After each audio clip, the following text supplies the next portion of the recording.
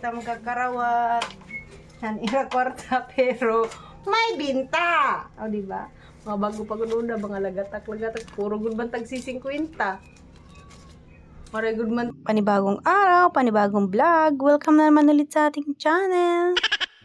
At dahil tapos na yung eleksyon at naubos yung aming mga beer at saka yung iba naming alak, yung ating benta kahapon guys, ipapamili natin ng dagdag paninda, pati yung mga alak natin, dadagdagan natin ngayon kasi yung mga tao dito sa amin ay marami pang pera, hindi pa nauubos yung binadilan ba, yung kinamangay, human naman, hala, magpinalitay na sila irim noon dito sa tong balay, pero bago yan, ayan, pinakain ko muna si Alter, no, dahil ay mamimili nga kami ngayon ng mga alak at saka yung mga paninda kasi tsak ako, mabenta talaga ngayon yung kahit anong paninda. Basta, ibenta mo lang ay makakabenta ka niyan. Dahil yung mga tao ngayon ay maraming pera.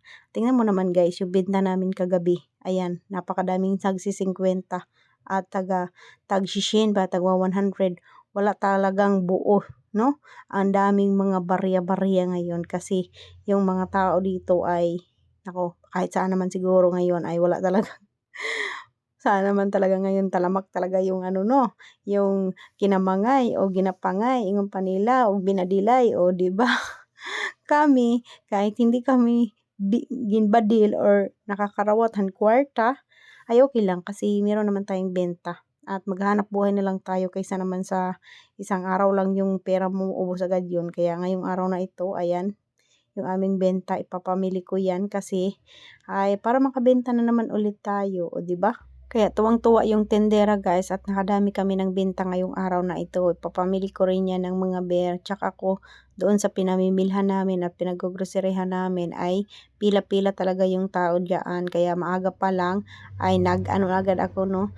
Namili na agad ako ng mga alak. Katulad ng gin, kagabi pa yan naubos. Tapos yung beer wala na. At saka, ayun, bawal din kasi magtinda ng kasi 'di ba election, bawal din yung mga alak. Kaya ngayon pa lang ay ayan, ay pinupuno na namin at pinapalamig na namin kasi maya-maya ay sunod-sunod na yung mga bibili dito sa ating tindahan. Kaya ayan, magtinda na lang tayo, no, para makapera tayo. Ayan nga. At medyo busy nga kami ngayon dahil magtitinda din kami ng halo-halo at kahapon nga yung pahalo-halo nga ni Ate Dromby ay naubos agad, no. Naubos yung mga panakot namin guys at hindi na rin kami pumunta doon sa sa grocery at namili nga at nagpahinga na rin kami dahil nga sila Ate Dronby at saka si Ate Amshi ay pinalipat ko na dito sa taas sa kwarto nila kasi doon sa sa kwarto nila dati ay napakadumi na doon. Tapos ayan, masaya ako, charis. Masaya ako dahil nakabenta kami kahit hindi man lang kami nakatikim ng mga pakamkam nila diyan ay okay lang yan. Ang importante ay meron tayong benta, o 'di ba? Ganyan yung mga positibong natin sa utak natin. Ayan, magnegosyo na lang tayo at maghanap buhay para masarap yung ating pakiramdam, sarili nating sikap, sarili nating pera, o 'di ba? Ayan, umaga pa lang talaga guys, no, hindi pa nga kami kanina, nakapag-display ng aming halo-halo ay marami nang nabili yung mga bata, marami yan. Marami pa yung pera yung mga magulang nila, kaya ayan, kami naman todo kayod naman, o 'di ba? Siomai, siopaw at saka halo-halo, ayan.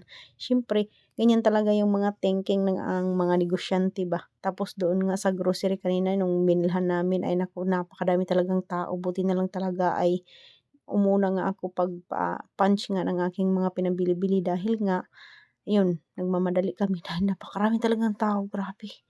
Ayan, at bumili na nga din ako ng ulam para pagkatapos naming mag-display ni Ate Dronby ay nagsikainan na kami agad, no. At ayan, yung ulam namin ngayon ay linaga ng anong tawag doon, yung patabah ng baboy. Kaya ayan, kain tayo guys. Ang sarap ng ulam namin ngayon, o 'di ba? At wala muna tayong exercise ngayon. Ito na lang yung aking exercise, yung nagtitinda ng halo-halo at nga ako diyan, ako yung muna nagtitinda dahil si Ate Dronby ay nagluluto pa ng mga ibang panahog dahil yung mga panahog niya na iba ay hindi pa luto. Tapos ayun, marami nang nabili na halo-halo. Tapos ipapa-udo naman, ayan, bising-busy sa likod ko dahil mabenta din ngayon yung lumpia wrapper guys. Marami kasing mga fiesta dito sa amin. Kaya ayan, mabenta din yung ating lumpia wrapper kahit mainit. Nagpilit lang yan si Papa Udon magluto dahil maraming order ngayon. Kaya tiis-tiis lang talaga kami at sipag-sipag lang. Tapos ayan si Ate Dronby, pinapatay niya yung mga langgam sa gilid dahil napakaraming langgam pumapasok diyan sa mga pansahog ni Ate Dronby. Yung maliliit na langgam guys ba. So ayan, oh, marami ding nabili dito yung mga nakasasakyan. So yun lang.